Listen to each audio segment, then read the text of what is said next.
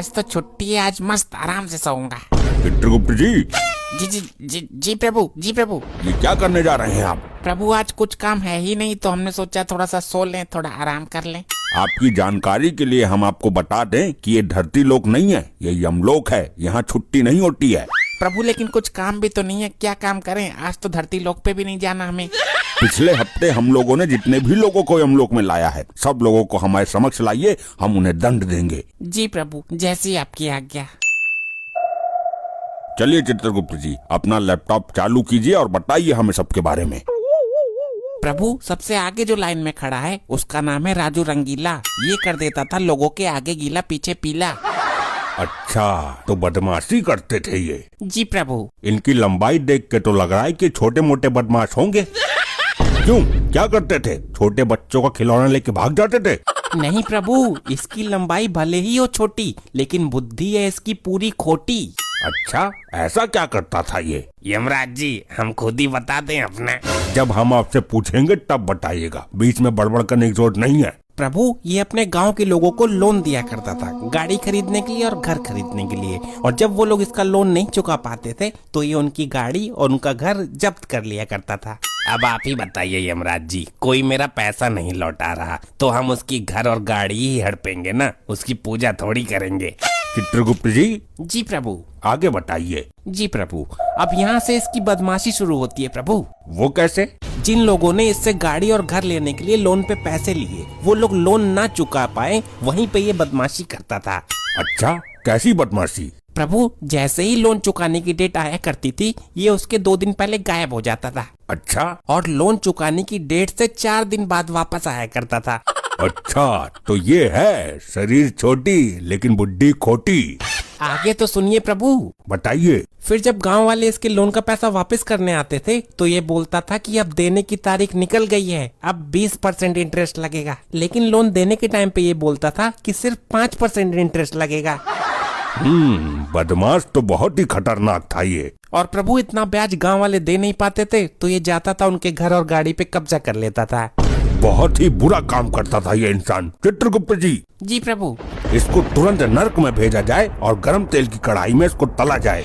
और एक बात याद रहे। जी प्रभु।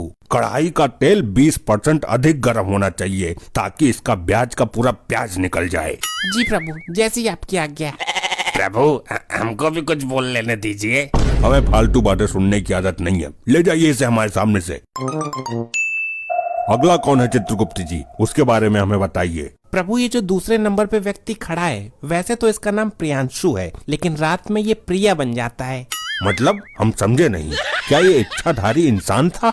नहीं प्रभु, ऐसा कुछ नहीं है। ये लोगों को कंफ्यूज करता था, दिन भर अपना काम करता था और रात में लड़की की आवाज निकालकर लोगों से पैसा लूटता था। अच्छा, तो ऐसी बात है। जी प्रभु। चलिए तो प्रिया जी, हमें भी बेवकूफ बना के दिखाइए। अयो यमराज जी, आपको कोई कैसे बेवकूफ बना सकता है जी? नहीं नहीं नहीं नहीं।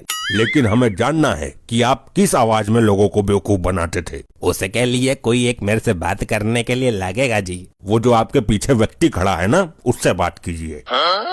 अयो ये तो बुजुर्ग होता जी। कोई भी होने दीजिए, आप अपनी आवाज सुनाइए बस। ठीक है, मैं कोशिश करता। यमराज जी मान लीजिए मैंने फोन किया इसको, अभी घंटी जा रही है, ट्र ट्र, अभी उठाते हैं, फिर मैं बोलता हूँ कि हेलो क्या कर रहे हो?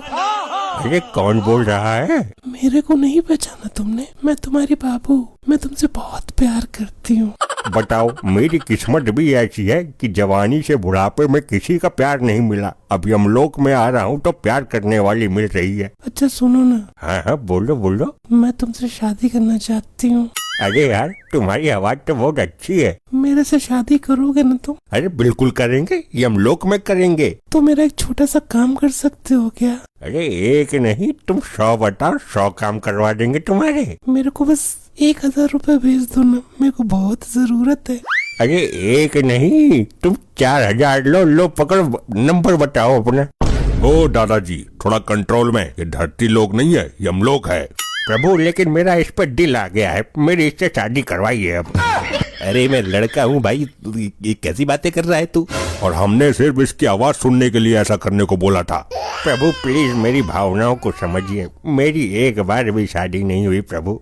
अरे ऐसे कैसे हो सकता जी, मैं लड़का होता जी। कोई बात नहीं। अरे क्या कोई बात नहीं, यमराज जी जल्दी से मेरा बताइए किधर जाने का है मेरे को। चित्रगुप्त जी, जी प्रभु। इसके कुछ अच्छे कार्य भी हैं या नहीं? जी प्रभु, ये 30% बुरा आदमी था लेकिन 70% अच्छा आदमी भी था। मतलब कैसे? प्रभु जैसे कि ये किसी से 1000 रुपए लूटता था तो 500 रुपए का गरीबों को खाना खिला देता था और जरूरतमंद की हमेशा मदद किया करता था ये। अच्छा, ये तो बड़ी अच्छी चीज करता था ये, लेकिन लोगों के पैसे भी लूटता था ये।